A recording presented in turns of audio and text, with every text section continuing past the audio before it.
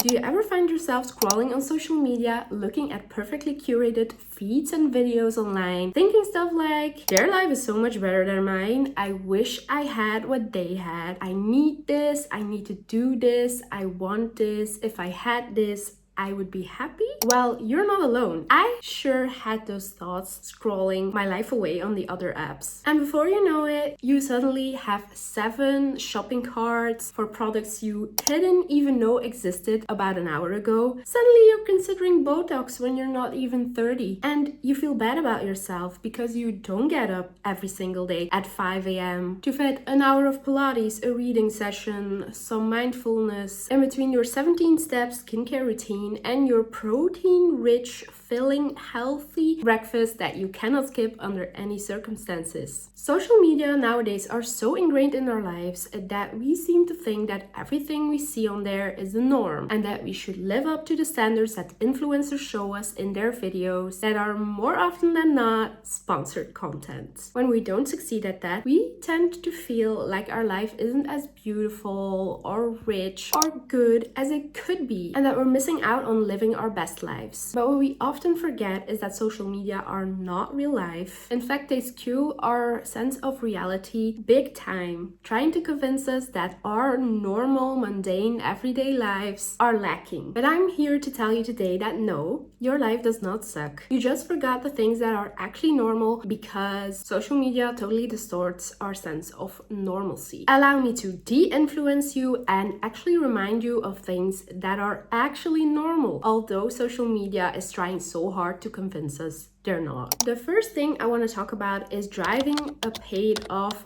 old car. It's easy to get blindsided by all the luxurious cars influencers drive in their videos and feel bad about your own ride. But the truth is, a lot of them probably come with a hefty car payment that would put even more strain on your current financial situation. Personally, I still drive my very first car that I've been driving since I was 17. Soon it will be 12 years old. It doesn't have AC, it doesn't have fancy 360 camera, parking sensors, it doesn't have a touch screen, doesn't have a navigation system. Every time I want to park in a tight spot, I have to use my partner as a parking sensor, or I have to get out of the car to look how much space I have left. But it is paid off, no car payment whatsoever, and it drives just fine, so I'm happy. Something that isn't broken doesn't need replacement. It's actually pretty normal and sustainable to use something until it's beyond repair or until it truly doesn't serve you anymore. So why wouldn't that count for bigger stuff like cars? Cars are extremely resourceful to produce, so even if you don't drive an electric or hybrid car, it's actually better to hold on to your car a little bit more because it is what you already own. We tend to want to switch our stuff for the next shiny new model every chance we get, but even if we can, that doesn't mean that we should.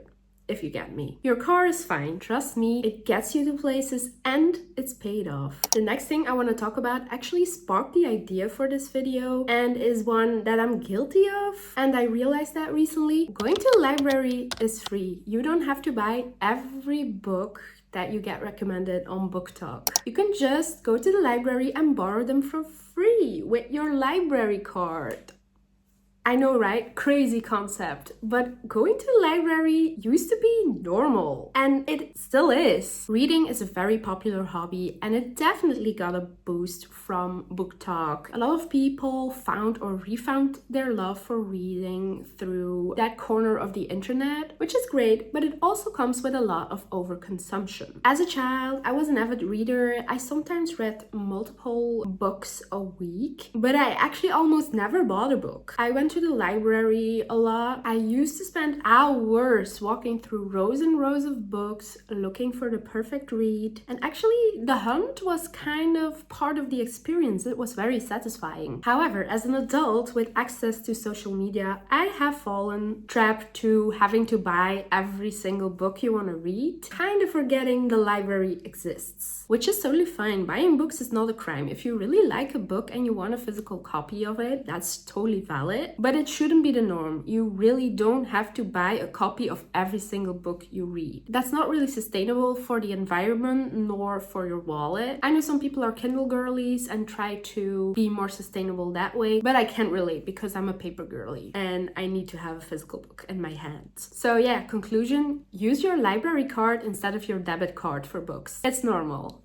Okay? And if it's not normal right now, it's gonna be our new normal again. For me, it's my old normal that's gonna be my new normal again. This one hurts a little bit, but in this day and age, it's actually pretty normal to live in an apartment that you rent instead of owning one. And more importantly, it is so normal to live in an unaesthetic space. If you're able to buy a home, great. But a lot of us are not in that position, and that is totally okay too. We're used to seeing the backgrounds of influencers being fully lit, luxury materials, mansions and penthouses. But most of us actually probably live in a tight apartment that we do not own. And that is normal. Also, not every nook and cranny of a living space needs to be aesthetic. For example, our bathroom is tiny with no natural light. We have no windows in there. We have 70s tiles with the landlord special over it in our toilet. Our kitchen is the cheapest white model you can find. As I said, we live in a 70s building, so we don't have a lot of outlets, meaning that we have a lot of cable mess, which is totally unaesthetic. But we love our apartment despite all of this, and we try to make it more aesthetic and cozy by adding personality, as you can see behind me. Personal decoration really makes a house a home. So don't feel bad about your unaesthetic home, whether you live alone, with roomies, with a partner, even still with your parents or in-laws. You're doing great, and living situations like that are completely normal. What's also pretty normal is not buying into every beauty treatment under the sun. Self-care is important, but social media tells us that self-care needs to cost money, whether it's getting a facial, getting your brows, lashes done, getting a haircut every 6 weeks, getting your nails done, hands and toes. Spend your money on Botox in a jar, or even more extreme, getting your actual Botox and fillers touched up. In other words, making appointments for beauty treatments like it's your full-time job. Honestly, I get exhausted even thinking about this list, and when I think even further about the cost, the exhaustion turns into a proper headache. Beauty treatments are nice, but they are a luxury, and so they are not essential to live. It is totally normal if you are not interested in spending your money and time on stuff like this, or if your priorities lay elsewhere. Personally, I'm not really interested in most beauty treatments, and that's totally fine. Also, power to you if you are, which is also totally okay, but they shouldn't be the norm. Like, it shouldn't be expected that everyone does every beauty treatment under the sun. The only thing I personally really enjoy is getting my nails done. My nail tech is a sweetie. We always have a nice time. It feels like a bit of therapy for me, and it also really boosts my confidence and femininity when I have nails on. I really dislike my bare hands. I have no problem showing up in public without makeup, but without nails, I feel so naked. So for me, this is worth it, but that doesn't mean that has to be the case for you. Other than that, I'm personally pretty low maintenance. I do my own pedicures, except maybe once a year, mostly during the holidays. I go to the hairdressers like once every year, every 2 years to get a little trim.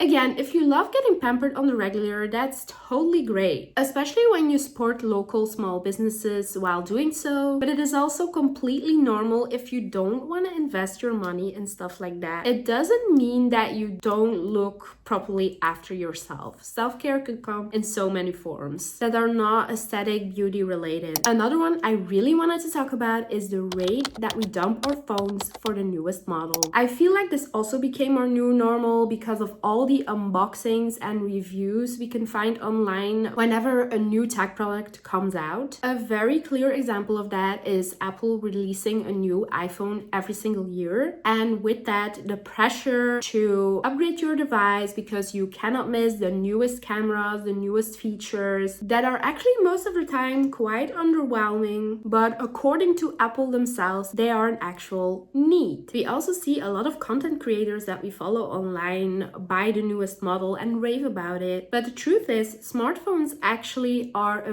very labor-intensive product to make, and they require quite a lot of rare resources. And so treating them as a disposable product is actually quite problematic. But way more often than not, people upgrade their phone before it's actually necessary, and I think social media have got to do something with that. Always giving us a better reason, or should I say a better excuse to upgrade our phones. Like slightly better cameras or an adorable color range, while actually the phone you're using right now is probably still just fine. I'm also here to tell you that you don't need the newest iPhone model, and especially not a Pro model if you are a regular consumer. You don't even really need it if you are a content creator. The video you're seeing right now and all my other videos are filmed on an iPhone 15 Plus, and someone commented on one of my recent videos that my video quality is insane. So here's your proof that you don't need a Pro model as a content creator. You also don't need the newest model. I'm personally very happy with the 15, and I'm not thinking about upgrading anytime soon. I'm good for the next few years. Before that, I had the 11. I loved that phone, but I use my phones quite intensely, so the battery on that one was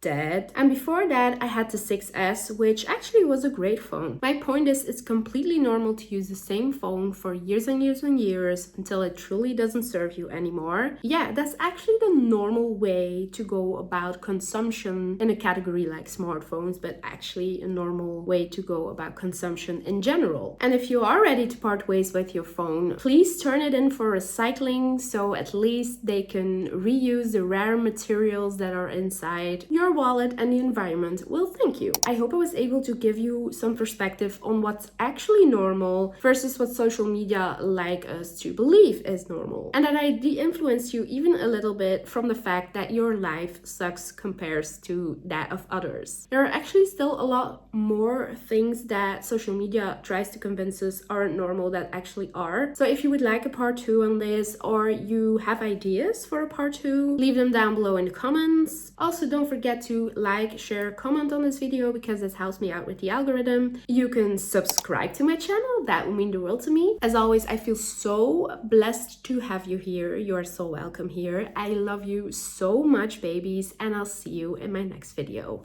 Bye!